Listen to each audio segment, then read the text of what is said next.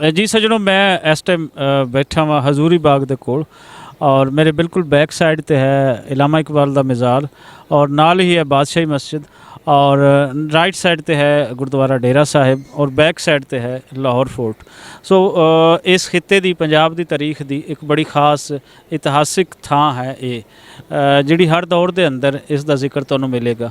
वो मुगलों के दौर के अंदर भी मिलेगा, वो फिर जो पंजाबियों का अपना राज महाराजा रणजीत सिंह का आंदा है उस दौर के अंदर भी एक खास ये थां इंपॉर्टेंट सी और उस तो बाद जो इत्थे गोरे का दौर आंदा है तो उस वेले भी सी और अज भी इस थां नूं बहुत ज़्यादा इंपॉर्टेंस हासिल है।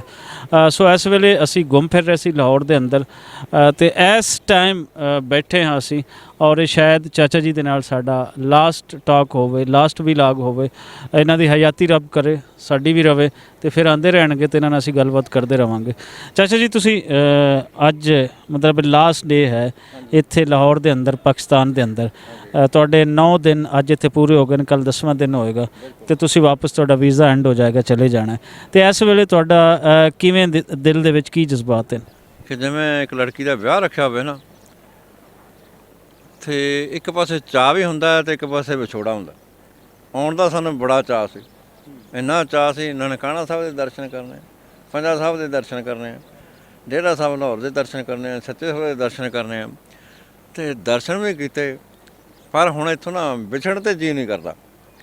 जिवें लड़की ना अपने माँ प्यो कोले 18-20 साल 25 साल हुंदी होई फिर घरों जदों विछोड़ा हुंदा ना, ਜਿਹੜੇ ਉਹਦੇ ਦਿਲ ਦੀ ਹੂਕ ਹੈ ਨਾ ਉਹ ਉਹਦਾ ਦਿਲ ਹੀ ਜਾਣ ਸਕਦਾ ਅਤੇ ਅਸੀਂ ਤਾਂ ਮਹਿਸੂਸ ਹੀ ਕਰ ਸਕਦੇ ਹਾਂ ਵੀ ਇਹਦੇ ਅੰਦਰ ਦੀ ਆਵਾਜ਼ ਕੀ ਹੈ। ਉਹ ਆਵਾਜ਼ ਬਸ ਮੇਰੇ ਅੰਦਰ ਵੀ ਉਹੀ ਆਵਾਜ਼ ਪੈਦਾ ਹੋ ਰਹੀ ਹੈ। ਇਹਦੇ 'ਚ ਬਸ ਮੇਰੇ ਇੱਕ ਖਿਆਲ ਆ ਗਏ ਜੀ ਅਤੇ ਉਹ ਤੁਹਾਨੂੰ ਸੁਣਾ ਦਿੰਦਾ ਜੀ। ਸੁਣਾਓ। ਹਿਰਦੇ ਤਾਂਗ ਵਿਛੋੜੇ ਵਾਲੀ, ਹਿਰਦੇ ਤਾਂਗ ਵਿਛੋੜੇ ਵਾਲੀ ਸਾਨੂੰ ਖਿੱਚ ਲਿਆਈ, ਹਰ ਪਾਸੇ ਤੂੰ ਹੀ ਜਾਪੇ, ਹਰ ਪਾਸੇ ਤੂੰ ਹੀ ਜਾਪੇ, ਤੇਰੀ ਸਭ ਰੁਸ਼ਨਾਈ। ਰਲ ਮਿਲ ਸਾਰੇ ਇਕੱਠੇ ਹੋ ਗਏ, ਰਲ ਮਿਲ ਸਾਰੇ ਇਕੱਠੇ ਹੋ ਗਏ, ਭੈਣਾਂ ਅਤੇ ਭਾਈ, ਵਿੱਚ ਸਹੁਰਾ ਵਿੱਚ ਸਾਲਾ ਤੇ ਵਿੱਚ ਸੱਸ ਜਵਾਈ। ਐਸਾ ਵਿਛੋੜਾ ਕਦੇ ਨਾ ਹੋਵੇ, ਐਸਾ ਵਿਛੋੜਾ ਕਦੇ ਨਾ ਹੋਵੇ, ਅਸਾਂ ਮਿਲ ਗਲਵਕੜੀ ਪਾਈ।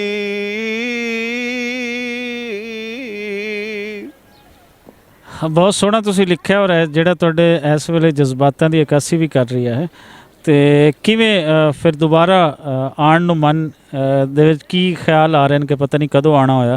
ये सोच भी हुंदी?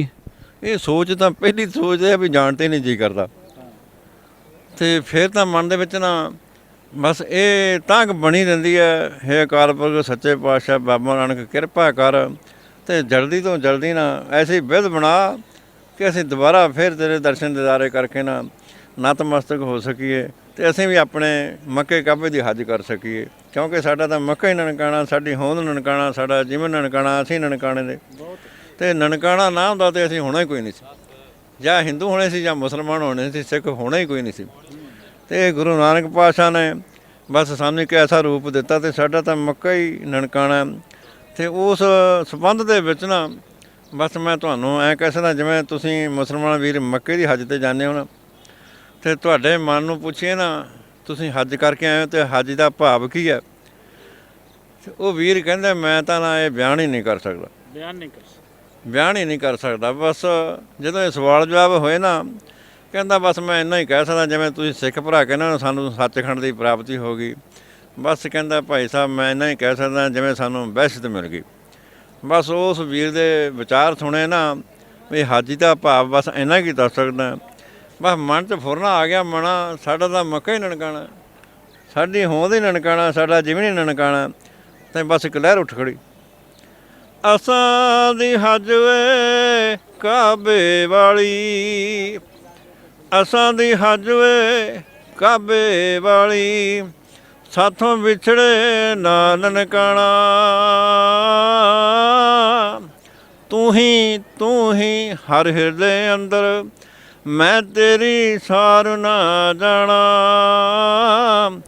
ਤੂੰ ਸਭਨਾ ਲਈ ਇੱਕੋ ਜਿਹਾ ਤੂੰ ਸਭਨਾ ਲਈ ਇੱਕੋ ਜਿਹਾ ਨਾ ਕੋਈ ਦਿਸੇ ਬੇਗਾਨਾ ਹਿਰਦੇ ਵਸ ਜਾਏ ਨਾਨਕ ਦਾ ਨਨਕਾਣਾ ਹਿਰਦੇ ਵਸ ਜਾਏ ਨਾਨਕ ਦਾ ਨਨਕਾਣਾ ਹਿਰਦੇ ਵਸ ਜਾਏ।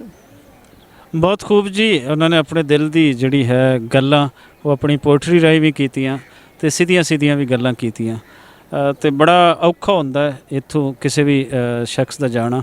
ਜਿਵੇਂ ਉਹਨਾਂ ਨੇ ਮਿਸਾਲਾਂ ਵੀ ਦਿੱਤੀਆਂ ਕਿ ਇੱਕ ਧਾਰਮਿਕ ਪੱਖ ਤਾਂ ਹੈ ਹੀ ਹੈ, ਇੱਕ ਇਸ ਧਰਤੀ ਦੇ ਨਾਲ ਉਹਨਾਂ ਦੀ ਖਾਸ ਜੁੜਤ ਦਾ ਵੀ ਹੈ ਔਰ ਖਾਸ ਕਰ ਅਸੀਂ ਜਿੱਥੇ ਇੱਥੇ ਬੈਠੇ ਹਾਂ ਇੱਥੇ ਅਗਰ ਚਾਰ ਚੁਫੇਰੇ ਦੇਖੀਏ ਅਤੇ ਉਹ ਸਾਂਝਾਂ ਉਹ ਪ੍ਰੀਤਾਂ ਉਹ ਨਜ਼ਰ ਆਉਂਦੀਆਂ ਹਨ ਔਰ ਲੋਕਾਂ ਦੇ ਅੰਦਰ ਮੁਹੱਬਤ ਸਾਨੂੰ ਅੱਜ ਵੀ ਨਜ਼ਰ ਆ ਰਹੀ ਹੈ। ਅਗਰ ਕੈਮਰਾਮੈਨ ਤੁਹਾਨੂੰ ਆਸੇ ਪਾਸੇ ਦੇ ਦਿਖਾ ਪਾਵੇ ਕਿ ਇਸ ਵੇਲੇ ਕੀ ਮੰਜ਼ਰ ਹਨ ਜਦੋਂ ਇਹ ਆਪਣੀ ਸ਼ਾਇਰੀ ਪੜ੍ਹ ਰਹੇ ਸਨ ਅਤੇ ਲੋਕ ਇਹਨਾਂ ਨੂੰ ਕਿਵੇਂ ਸੁਣ ਰਹੇ ਸਨ ਅਤੇ ਉਹ ਇੰਜ ਦਾ ਕੁਝ ਮੰਜ਼ਰ ਬਣਦਾ ਹੈ। ਸੋ ਇਹ ਨੇੜਤਾ ਜਿਹੜੀ ਹੈ ਇਹਨੂੰ ਕੋਈ ਨਹੀਂ ਤੋੜ ਸਕਦਾ। ਲੋਕਾਂ ਦਾ ਆਪਸੀ ਸਾਂਝ ਜਿਹੜੀ ਹੈ ਉਹ ਕਾਇਮ ਰਹੇਗੀ ਔਰ ਆਵਾਜਾਈ ਇਹ ਬਣੀ ਰਹੇਗੀ।